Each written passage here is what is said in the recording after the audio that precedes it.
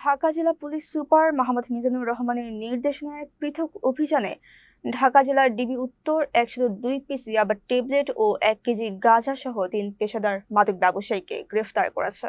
প্রথম অভিযানে গত ১২ এপ্রিল রাত 11:30টায় অফিসার ইনচার্জ সাইদুল ইসলামের নেতৃত্বে এসআই মোহাম্মদ আব্দুল হাই ফকির সাভার মডেল থানাধীন নামাবাজার এলাকা থেকে মোহাম্মদ মোজাম্মেল হোসেন সাইফুলকে ১৫,০০০ টাকা মূল্যের ৫০ পিস ইয়াবা সহ গ্রেফতার করেন। দ্বিতীয় অভিযানে একই রাত ১৫:১২টায় এসআই সুজিত কুমার মৃধা সাভারের বেলমা এলাকা থেকে বশির আহমদকে ১৫,৬০০ টাকা মূল্যের ৫২ পিস ইয়াবা সহ গ্রেফতার করেন। তৃতীয় অভিযানে ১৩ এপ্রিল ভোর ৫:৩০টায় এসআই শেখ মফিজুর রহমান আশুলিয়ার কলতাসুতি নামাপাড়া এলাকা থেকে মোহাম্মদ আলমগীর মিয়া আলমকে ৩০,০০০ টাকা মূল্যের ১ কেজি গাঁজা সহ গ্রেফতার করেন। গ্রেফতারকৃতদের মধ্যে বশিরের বিরুদ্ধে ১টি ও আলমগীরের বিরুদ্ধে ৫টি মাদক মামলা রয়েছে। সকল আসামির বিরুদ্ধে মাদকদ্রব্য নিয়ন্ত্রণ আইনে মামলা দায়ের করে আদালতে প্রেরণ করা হয়েছে।